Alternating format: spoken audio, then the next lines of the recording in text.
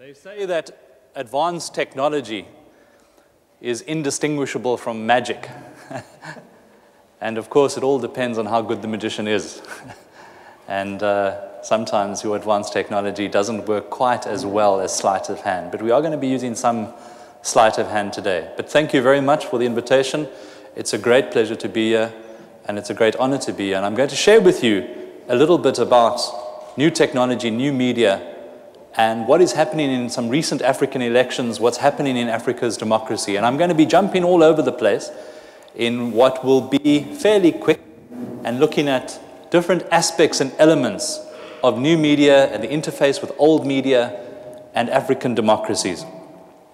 Certainly everyone, I would think, and although I cannot speak on behalf of almost a billion Africans, but Africans are very hopeful that technology will allow us, and particularly the cell phone technology, which Mrs. Cole has already mentioned, will allow Africa to bridge this technological digital divide, as it's so called. And in fact, in Africa, it's much more of a technological chasm. It's really a big divide, as you will see from some of my illustrations. And that it will allow Africa to leapfrog into a situation and a context where we can catch up much more rapidly and not have to go through all the developmental stages. We don't need to go through any more the 56-bit lines. We can hopefully go directly, as Astrid mentioned a few minutes ago in South Africa. More people, as in June last year, are going online on their cell phone than are able to go online on their computers. So certainly there's a great deal of hope in Africa about the technology, and there's a great deal of optimism that it's going to make a significant difference to democracy, to transparency, to political participation, do some of the things that are happening in America, which is really about people's power, about giving people that are excluded from having a voice, a voice. And when you get a voice, when you get the power that comes with being heard, something very magical happens in the political landscape. And for the first time, even in America, the powerful elites that run and control politics had a challenge which came up from the ground. And the challenge this time did something completely miraculous and remarkable, putting Barack Obama into the White House. He wasn't just a long shot, as Nancy mentioned. He was an extremely long shot. And there was no chance that he was going to get elected 2 years before, and he was. And that was due to people's power. Now, that is, as you will see, what we need in Africa. So let me tell you a tale of two elections.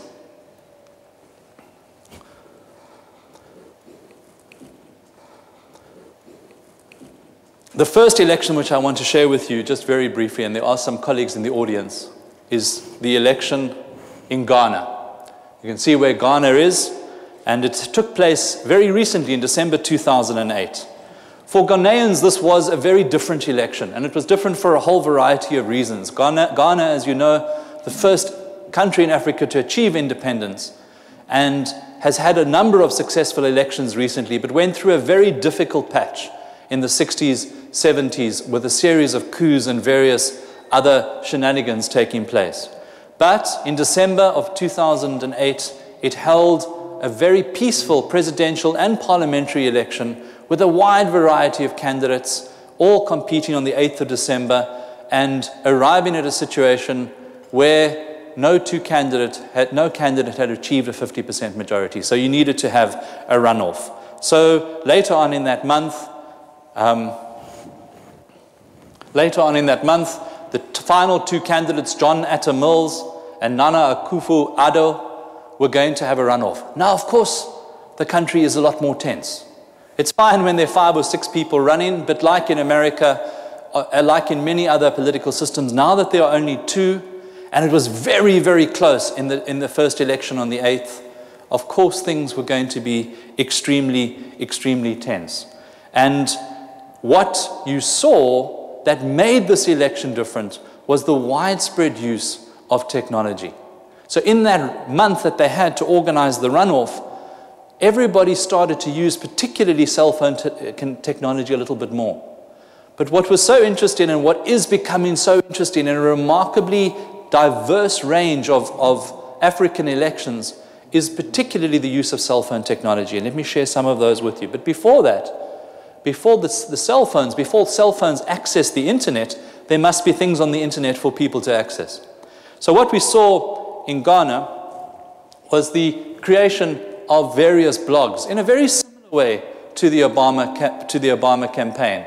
You're looking at people being able to get online, being able to read, being able to look at independent blogs, to look at the candidates' own blogs, a whole outpouring of things which very similarly into America just didn't exist at all 3 or 4 years ago. So they had this widespread use of good websites. Some are able to deliver sophisticated multimedia, play videos, interactive graphics, etc.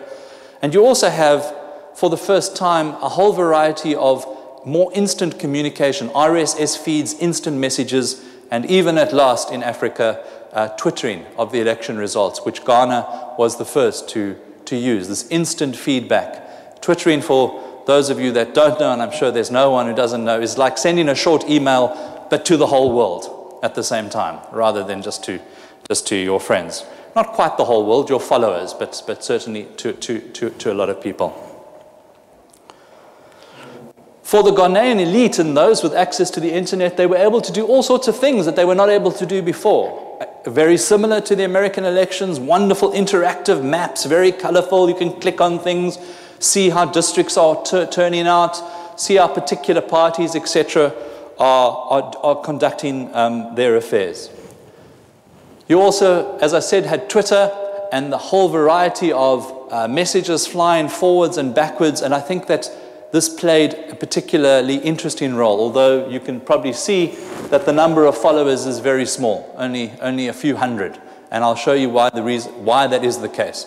But I promise you, when Ghana has its next elections in 4 years' time, that will be many thousands, if not possibly millions. Both candidates had Facebook pages, also a first, not necessarily copying or emulating their fellow African Barack Obama, but certainly good pages, well constructed with some nice pieces on it, with various friends, so that you can see in the social networking, that's very interesting, that artist or that singer or that DJ is supporting that particular candidate, and you could find out all sorts of things. Again, completely impossible in the world 5-6 years ago, and certainly in Africa until very recently. What you also saw was the greater use of a variety of cell phone techniques. And this is what I think really made one of the biggest differences, particularly in this month that you had between the election on the 8th and the runoff on the 28th. Everyone was nervous. We saw what had happened in Kenya. We knew what had happened in Zimbabwe. We'd seen what had happened in 2007, December, in Nigeria. Very closely contested elections, which were essentially rigged and stolen by powerful elites.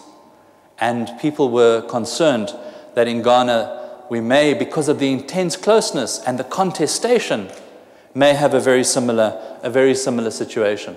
But using SMSs, because so many people in Ghana, that people say SMSs are an old technology. They are 10 years old, 15 years old, 20 years old. They are an old technology. But in Africa, people are having cell phones in their pockets. More than half the population in Ghana is having a cell phone in their pocket. And this is a way of getting things out.